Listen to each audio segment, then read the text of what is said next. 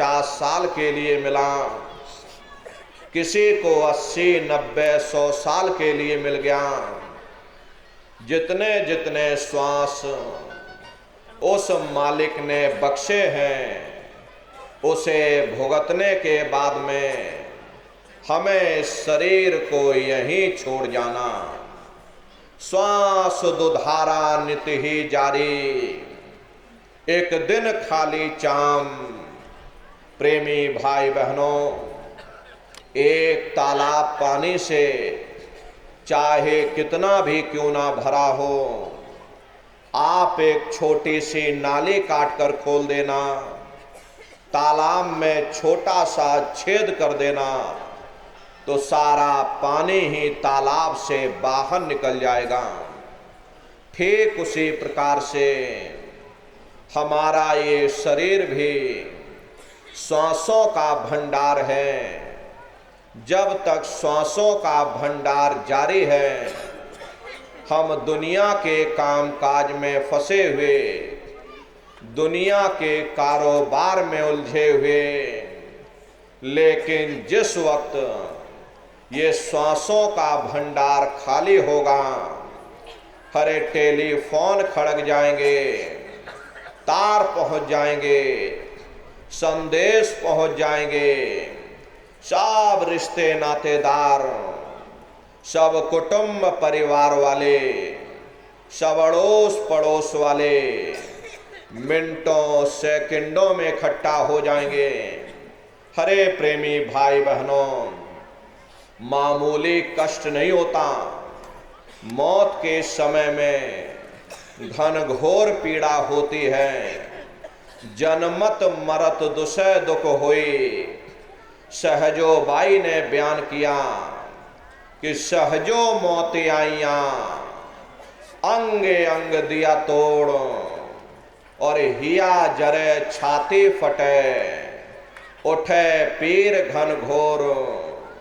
गुरु महाराज सत्संग में फरमाते थे कि जैसे 1,00,000 बिच्छू एक साथ मिल करके हमारे जिस्म पर डंक मारे, उससे भी लाखों करोड़ों गुना ज्यादा मौत के समय में दर्द होता है।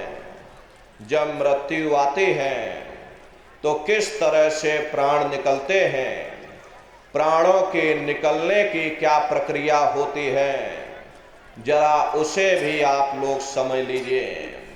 देखो प्रेमी भाई बहनों, जैसे संसार में महाप्रलय आती, महाप्रलय के समय क्या होता, सबसे पहले पूरी पृथ्वी ढह जाती।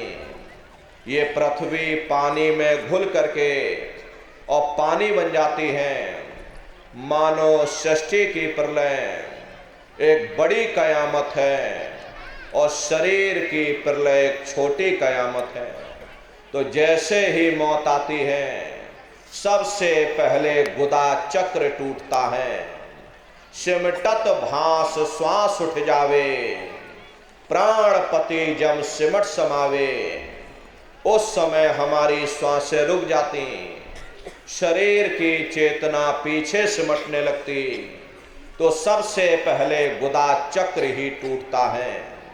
क्योंकि गुदा चक्र में पृथ्वी का वास होता है। गुदा चक्र टूट करके ऊपर इंद्रिय चक्र में समा जाता। इंद्रिय चक्र में जल का वास होता, यानी जल ने पृथ्वी को घोल दिया। फिर जब इंद्रिय चक्र टूटेगा तो ऊपर नाभि चक्र में समा जाएगा।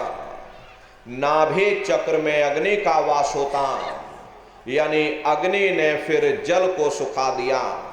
ये नीचे से सिमटाव होता है, नीचे से ऊपर की ओर सिमटाव होता।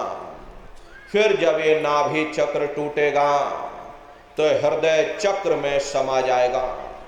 हृदय चक्र में वायु का वास होता, यानी वायु ने अग्नि को अपने में समाहित कर लिया और इस तरह से वायु आकाश में उड़ गई। ये आंखों की पुतलियां पलट जाती हैं, मुंह खुला का खुला रह जाता। महात्मा कहते हैं कि जब यह कर्म कला उपजावे, बुद्धि सुरत की आन दबावे, जब यह जीवात्मा पांचों तत्वों को लांग करके जल पृथ्वी अग्नि वायु आकाश पांचों तत्वों को लांग करके ऊपर आती है, तो काल दाढ़ में आन दवानी, जब ढर के नैनन से पानी, जब काल अपनी दाढ़ में दबाता उस समय नेत्रों से पानी निकलता, इंद्रियां टूट टूट करके चकनाचूर हो जाती, सब रिश्ते नातेदार खड़े रह जाएंगे, डॉक्टर वैद हकीम सब आपको घेरे रह जाएंगे, लेकिन आप अपनी पीड़ा को उस समय अपने मुख से बयान नहीं कर पाओगे, सिर्फ आपके नेत्रों से अश्रु टपकेंगे। हरे यमदूत आते हैं, प्राणों की डोरी को तोड़ देते और जीवात्मा को खींच करके इस शरीर से बाहर कर दिया जाता। जैसे ही जीवात्मा शरीर से अलग हुई, ये शरीर हमारा मिट्टी हो जाता। फिर इस मिट्टी को एक रात अपने घर में कोई रखने को तैयार नहीं होता। हरे प्रेमी भाई बहनों, एक रात भी कितने भी सगे संबंधी क्यों ना हो, खास नात रिश्तेदार क्यों ना हो, लेकिन एक रात कोई घर में मट्टी रखने के लिए तैयार नहीं होते।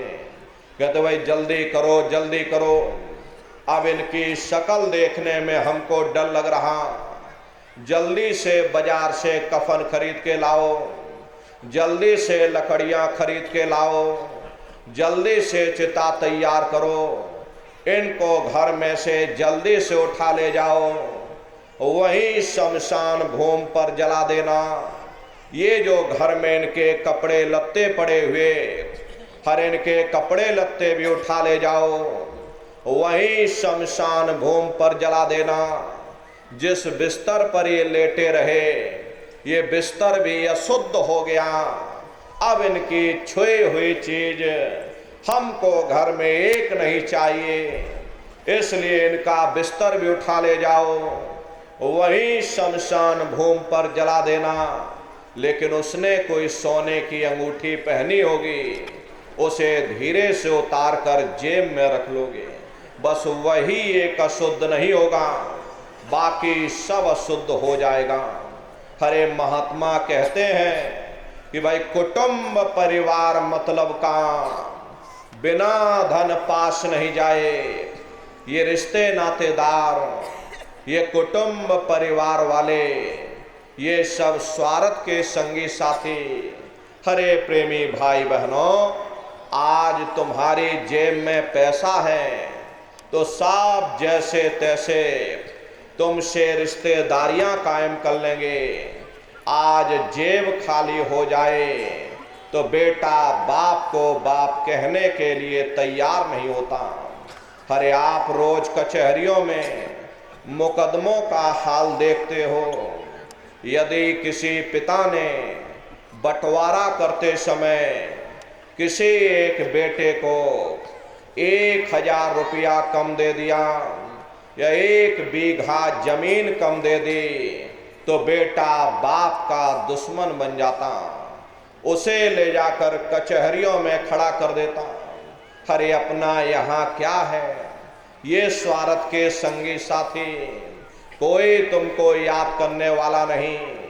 13 दिन बाद 13वीं मना दोगे, लड्डू पूड़ी पकवान बना करके खिला दोगे, फिर जाने वाले को कोई याद नहीं करता। अभी बूढ़े बुजुर्गों से पूछा जाए कि क्या तुमको तुम्हारे माँ बाप की याद आती है, तो कहेंगे भाई नहीं आती। अरे क्यों नहीं आती, तुम्हारे माँ बाप थे, तुमको पाला पोसा बड़ा किया, खुद भूखे रहे होंगे, तुम्हारा पेट पाला होगा, तुमको तुम्हारे माँ बाप की याद क्यों नहीं आती? क्योंकि तुम्हारे सामने तुम्हारे लड़के बच्चे हो गए, तुम्हारे नाती पोता पंते और संते हो गए, इसलिए तुम अपने माँ बाप की यादों को भूल गए और नई यादों में बस गए। ऐसे ही प्रेमी भाई बहनों, एक